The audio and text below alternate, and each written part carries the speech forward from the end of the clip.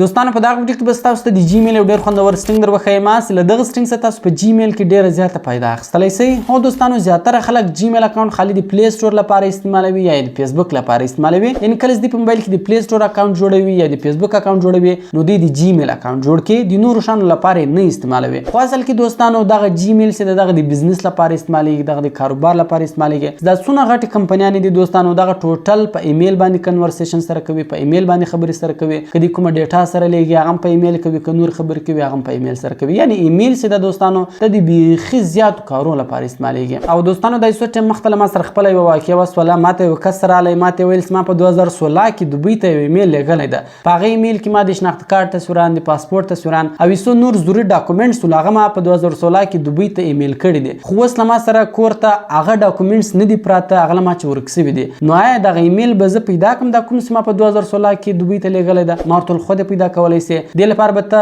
هغه کس ته ولاړ سې په کوم کس چې تا دا ایمیل لیږلی ده هغه ته به ووایې ما په 2016 کې داسې ایمیل لیږلی ده، هغه ایمیل ما په کار ده. نو هغه ایمیل دوستانو د په بازار کې په یو کمپیوټر والا باندې لیږلی و. نو داسې کله هغه ته ورغلی و هغه ته ویلي چې ما داسې ایمیل لیږلی ده دونه ټیم مخته، نو هغه ایمیل ما په کار ده. نو بیا هغه یې څو روپۍ ځینې اخیستې ولې او هغه ایمیل ور پیدا کړی ولو. نو هغه کوم ضروري ډاکومنټس ده په کار و هغه دته بیرته میلاو سولو. نو دوستانو په دې ویډیو کې د ما مین مقصد دا ده چې زه تاسو ته په جیمیل کې دغه طریقه درښیم تاسو څنګه په جیمیل کې دغه زاړه ایمیلونه پیدا کولی شئ. یعنی که چیرې تاسو په جیمیل کې بیا 2015 ولیکئ تاسو ته به خالي د 2015 والا ایمیلونه راواړوي، کوم 2016 ورته ولیکل خالي د 2016 ایمیلونه به درته راواړوي. یعنی د هر کال ایمیلونه ستاسو په کار و هغه خالي جیمیل ته لیکئ تاسو ته به خالي هغه ایمیلونه راوړوي. نو ډېره ضروري طریقه ده دوستانو، تاسو ډېره زیاته فایده ځینې اخیستلی شئ. ویډیو له خپل دوستانو سره خامخا شیر کړئ تر څو هغه هم له دغه طریقې څخه فایده واخلي. نو زه د ویډیو په طرف ویډیو شروع کوو.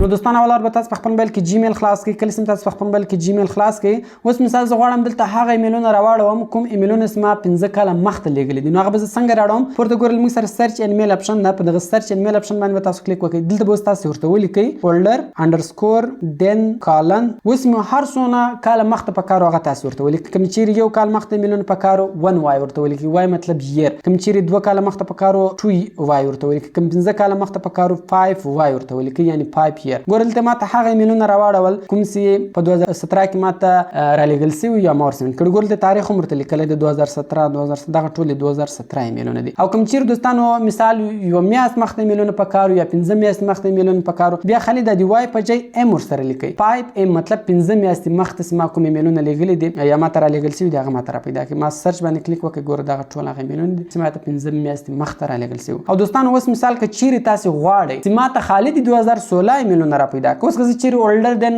مثال 6 یا 7 ییر ورته ولیکم ما ته به صحیح د 2016 ایمیلونه هم راواړوي. ما ته بیا د 2012 13 14 د دغو ټولو ایمیلونه راوړي. زه ورته یا ما ته خالي د 2016 ایمیلونه راواړوه. نو هغه به تاسو څنګه راړوئ؟ نو د هغه لپاره به سمپله دلته تاسو کې ولیکئ اپټر.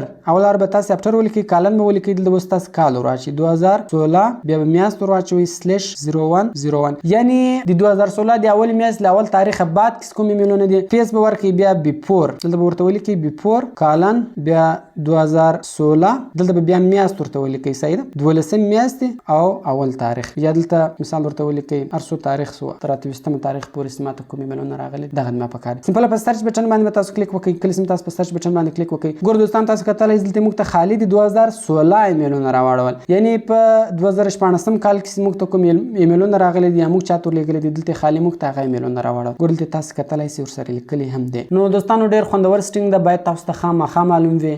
تاسو ډیر زیاته فایده ځنه اخیستلی سئ. نو کوم ویډیو خوښه سوي وي ویډیو له خپل دوستانو سره خامخا شیر کړئ تر څو هغه هم له دغه طریقې څخه فایده واخلي. ملوي په نور ښایسته ویډیوګانې کې په دعاګانو کې مې یاد ساتئ. د خدای په امان.